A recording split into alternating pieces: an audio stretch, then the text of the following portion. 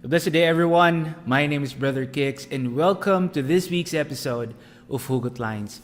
Thank you so much for joining us once again, and I hope all of you are doing great and feeling blessed wherever you are. For this week's episode of HUGOT LINES, we have another very timely topic, especially since a lot of people are going through tough and difficult times. And I'm sure lahat tayo makaka-relate sa topic natin today because it's very important that we possess this quality and trait. So for today's episode, we will talk about strength. And our hugot line for today is, paano ba maging malakas?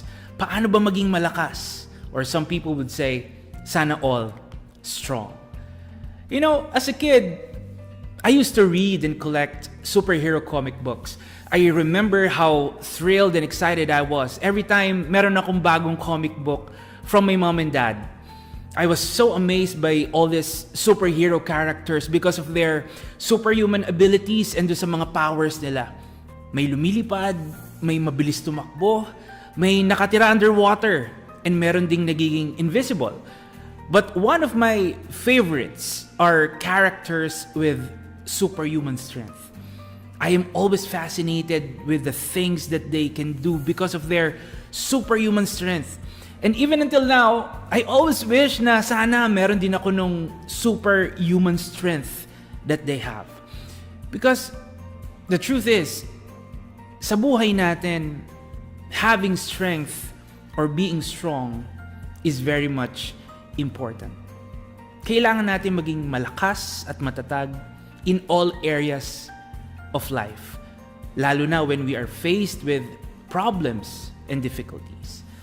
I know people would say, Brother Kix, madaling sabihin yan, pero mahirap gawin. And you know what? I totally agree.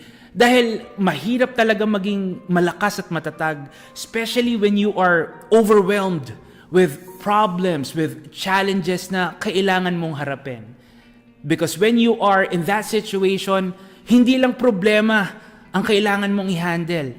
You also need to handle your worries, your fears, your doubts, and uncertainties.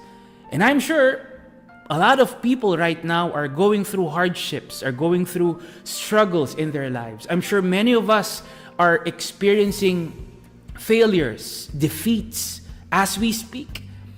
Problems sa health, sa work, sa career, financial worries, relationship troubles. These are the things that we have to face every single day. And like I said, it is never easy. And you know what? Most of the time, these things are beyond our control. Hindi natin kontrolado itong mga bagay nito. You know why? Because whether we like it or not, problems and hardships will happen to us. Kahit ayaw natin, darating at darating pa rin yung mga problema at pagsubok sa buhay natin. And we have no choice but to face and go through it. But you know what, friends? The great thing is, one thing we can control is yung pagiging malakas at matatag natin habang dumadaan at humaharap tayo sa problema at pagsubok. You know why? Because being strong, especially in the midst of difficulty and hardships, is a choice. Mahirap, pero kakayanin mong maging malakas at matatag kung gugustuhin mo. Regardless of your situation, ano man ang kinakaharap at pinagdaraanan mo, maliit or malaki man na problema, kakayanin at malalampasan mo lahat yan kung gugustuhin mo at pipiliin mo maging malakas at matatag. Huwag mong isipin na hindi mo kaya. Huwag mong isipin na mahina ka. Huwag mong isipin na wala kang magagawa. Huwag mong isipin na talo ka na. Don't let your problems or troubles defeat you.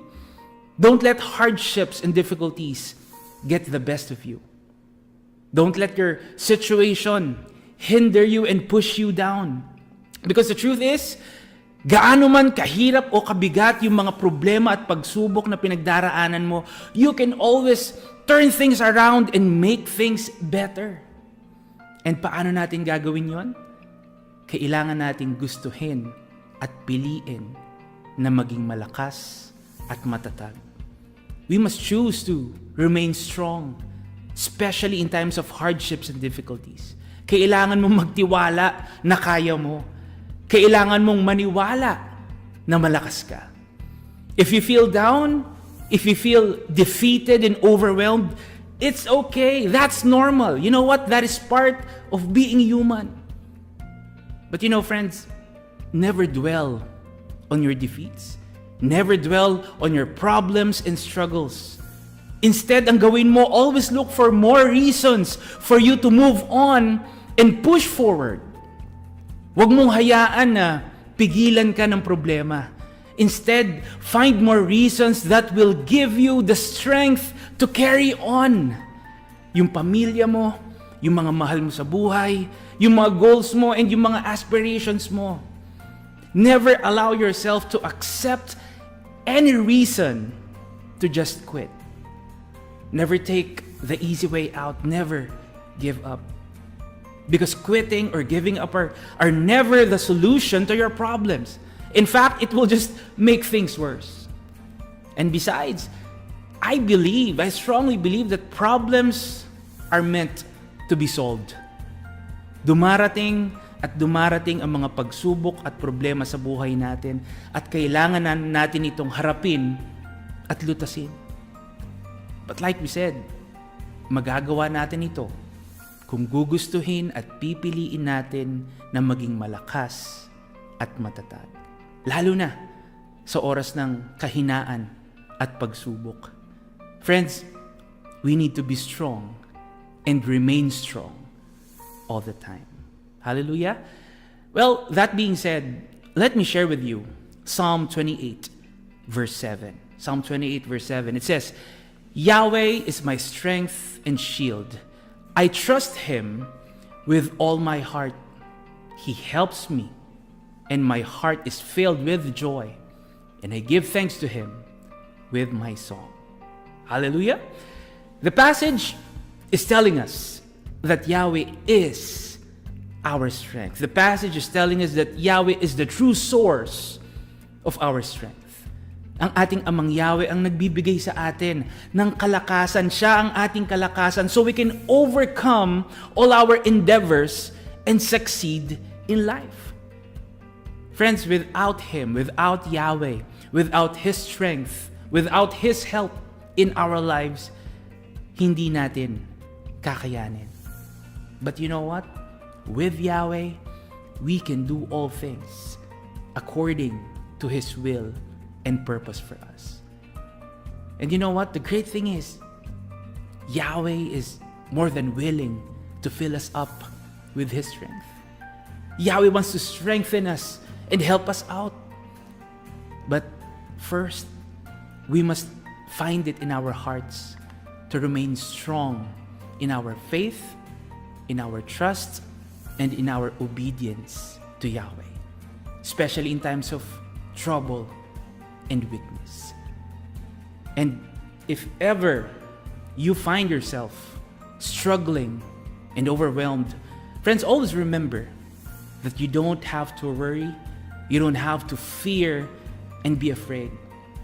Instead, pray. Instead, seek Yahweh and His strength. Be strong and be still.